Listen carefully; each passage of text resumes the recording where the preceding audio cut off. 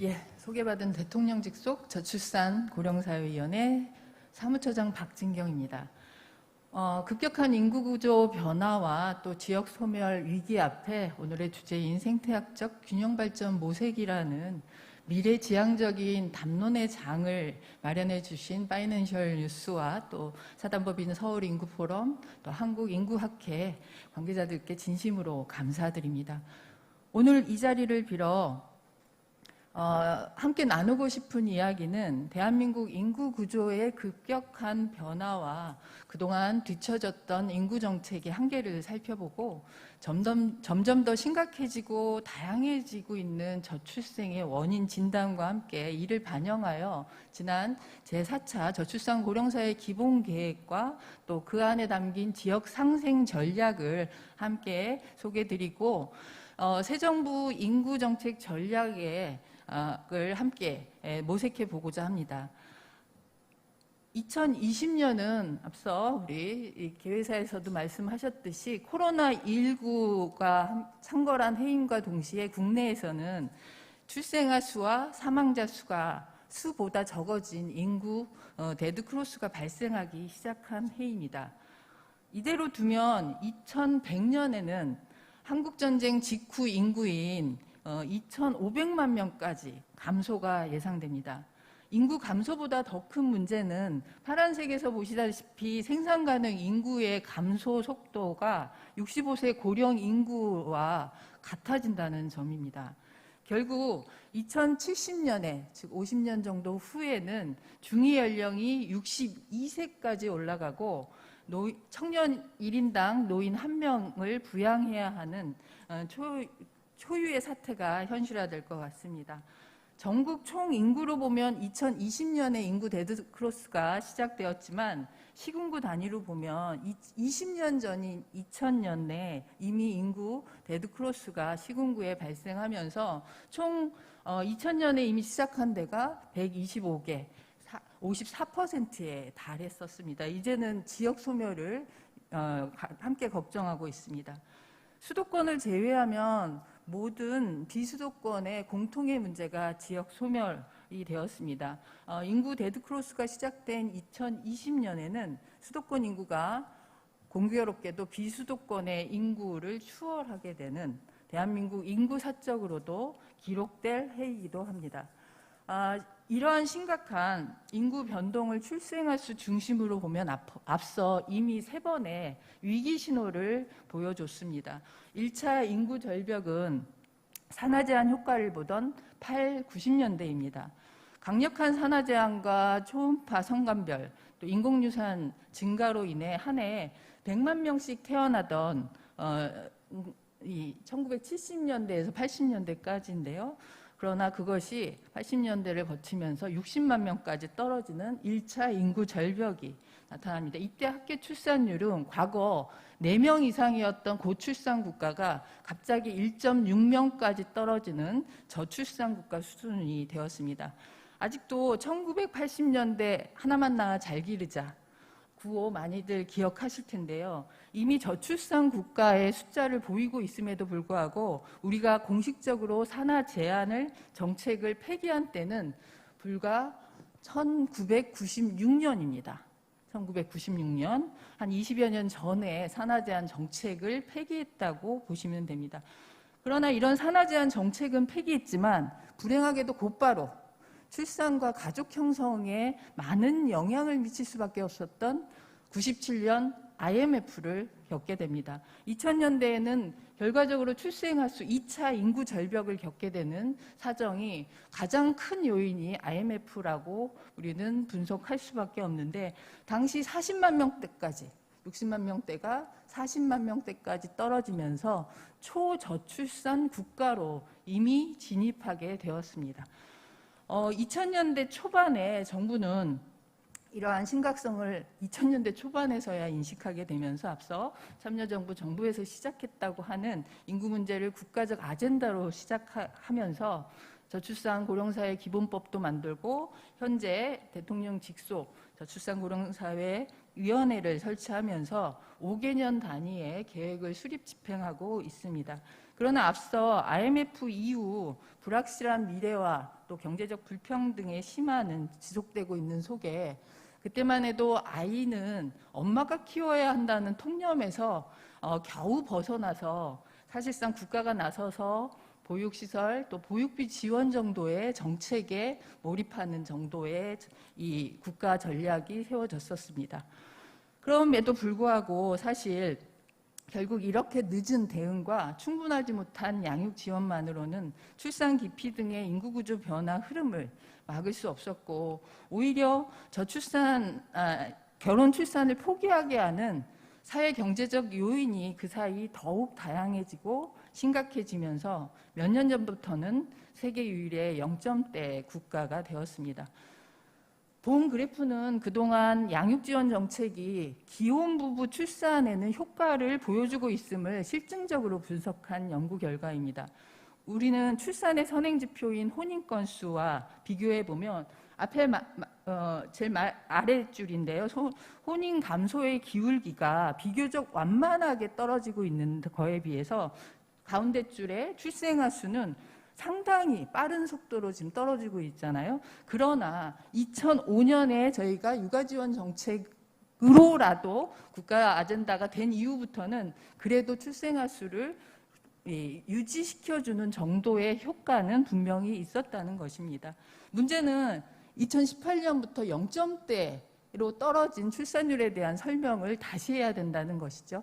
자, 그 지점에서는 사실 지금 80년, 90년대생들이 부모 세대가 되어 있는 현재 시점을 함께 매칭을 시켜봤을 때 이들에게는 육아지원 정책만으로는 출산 의지를 부활시키기가 상당히 어려워졌다는 것입니다.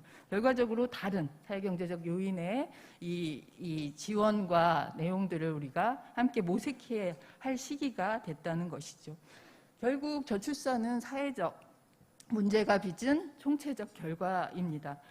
경제적 불평등이나 살인적 경쟁, 또 높은 집값이나 성차별적 노동시장, 또 독박 육아가 계속 유지되고 있는 한 이 모든 것들이 저출산의 원인으로 설명될 수 있습니다. 또한 청년들의 문화 가치적 인식도 많이 달라졌는데요.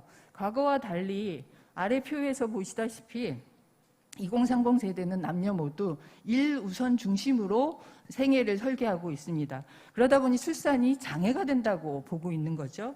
특히 경력 단절 등의 기회비용과 또 출산 양육비 등의 직접 비용에 대한 부담이 유자녀를 갖는 편익보다 크게 느끼고 있어서 결국 출산 포기로 간다는 저거는 사실 서구의 이론에서 이미 정립되어 있는 상황입니다.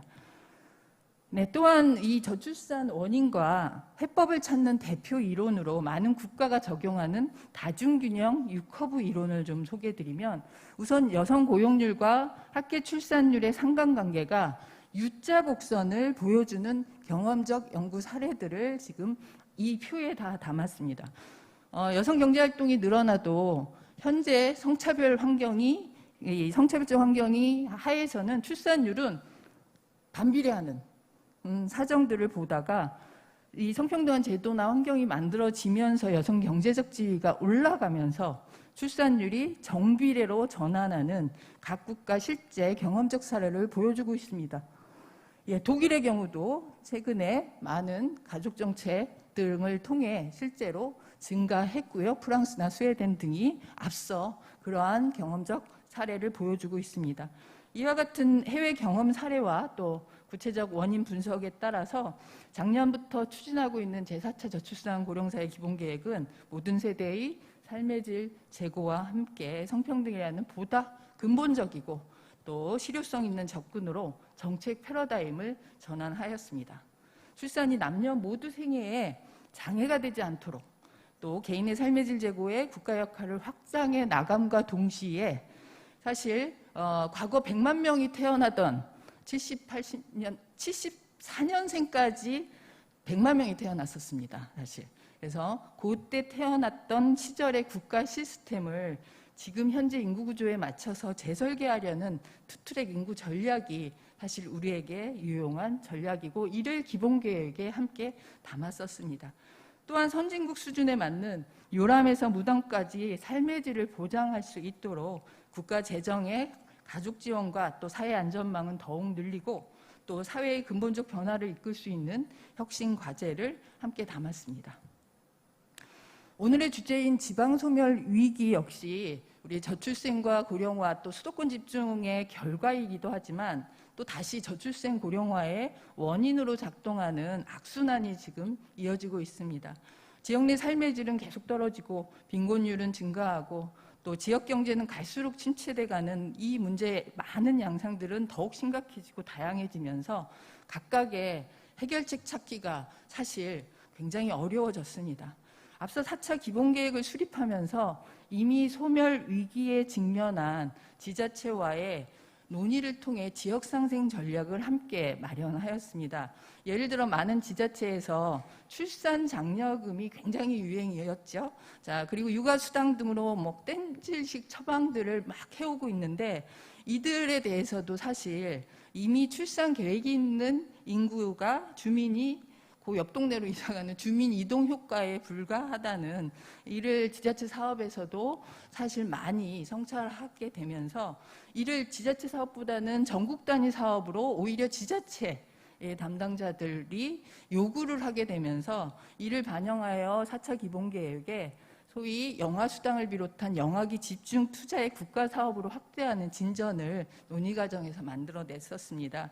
그 외에도 지역상생 기반 구축으로 우선 청년의 지역자립 지원, 또 귀양, 베이비 부모 정착 등의 지역 내 정주 여건을 마련하여 또 수도권 인구 분산과 함께 세대가 공존하는 지역사회 조성에 초점을 맞추고 또 생활 SOC나 지역의 삶의 질 지표 개발 등의 상생형 지역 계획 수립의 인프라를 만들어 나가고 있습니다. 그리고 인구 감소 지역에 대한 선별적 지원을 위해서 올해는 인구 감소 지역 지원 특별법도 만들어졌고요. 또 연간 1조씩 향후 10년간 지원하는 지역 소멸 대응 기금 사업이 89개 지자체 지정을 시작으로 현재 추진 중에 있습니다.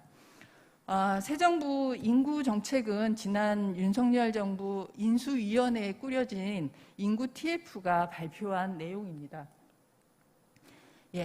큰 방향으로는 저출산 완화 정책에 더해서 기획과 적응의 중요성을 강조하고 있습니다. 즉 인구 구조에 따른 미래 변화를 정확하게 예측하고 새로운 사회 시스템 설계 등을 가능하게 하는 기획 기능과 함께 또 인구의 장기적 종합적 속성을 반영하면서 인구 변동의 임팩트를 최소화하는 적응 정책을 통해 국민 불안 최소화 목표로 하자고 제안하였습니다. 이러한 방향하에 5대 인구 전략 영역으로 격차 해소, 또 세대 공존, 지속 성장, 안정과 정주 여건, 또 인구 감소 충격 완화 분야와 그에 따른 세부 전략을 광범위하게 제안하였습니다. 한편 추진 기반으로는 법령 제정이나 거버넌스 추진 체계, 기초 연구 작업이 필요하다고 제안하였는데 새 정부에서도 결국은 인구 정책으로 더욱 확장된 사회 경제 정책의 전반을 함께 다룰 것을 주문하고 있습니다.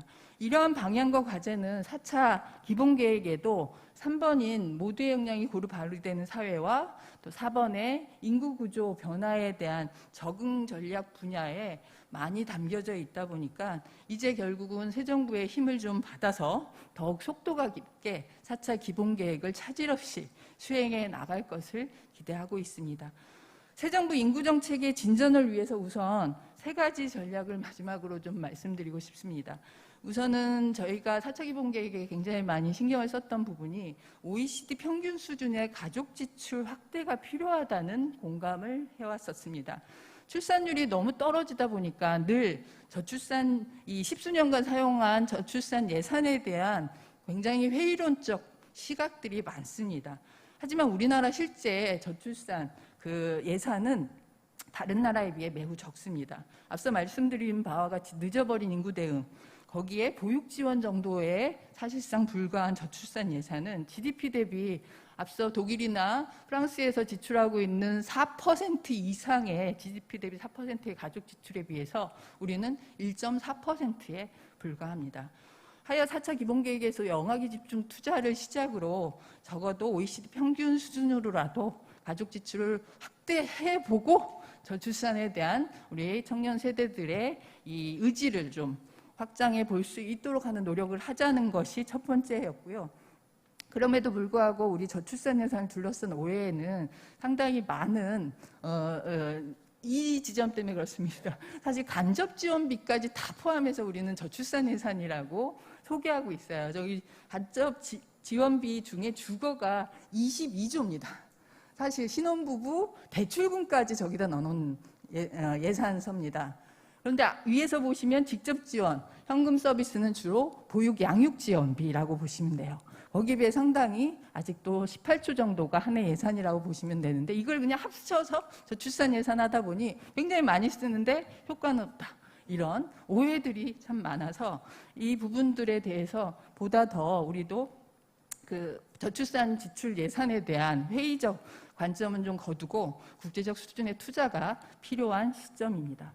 두 번째 전략으로는 인수위 내에 이 인구 TF에서도 제안하셨듯이 대통령의 의지와 책임이 범부처에 전달되는 정책 추진 체계 기반을 주문하셨습니다. 실질적 컨트롤 타워 역할의 강조는 과거 정부에서도 지속되어 왔는데 결국 이를 가능하게 하는 조직 개편은 현재 대통령이 위원장으로 있는 이 저출산 고령사회위원회의 권한과 역할을 보다 확대 강화할 필요가 있다는 것입니다. 지금은 법령상 심의 의결 기구에 불과하다 보니 실제 정책 수립, 즉 기획 기능을 가능하게 하기 위해서는 인구 통계 생산과 전망 기초 연구의 기본적 기능이 가능해야 되고 또 정책의 설계와 함께 부처 조정 기능을 가능하게 하는 인구 영향 평가나 인구 특별 회계와 같은 예산권도 필요합니다.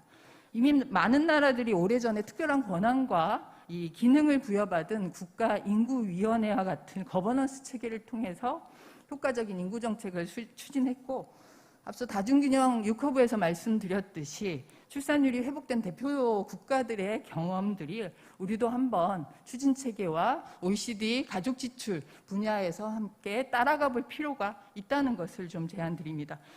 마지막으로 세 번째 전략은 오늘의 주제인 인구위기나 지역소멸 극복과 균형 발전을 위해서도 사회적 연대와 실천이 중요해졌다는 것입니다. 인구나 지역 또 환경 등의 위기는 모두 한 방에 해결책이 없다 보니 쉽게 섣부른 무용론이나 비관론에 빠지기 쉬운 아젠다입니다. 긴 호흡으로 장기적이고 또 일관되게 온 사회가 함께 지혜를 모으고 또 연대와 실천으로 우리 미래를 희망으로 채워나가길 기대합니다. 네, 감사합니다.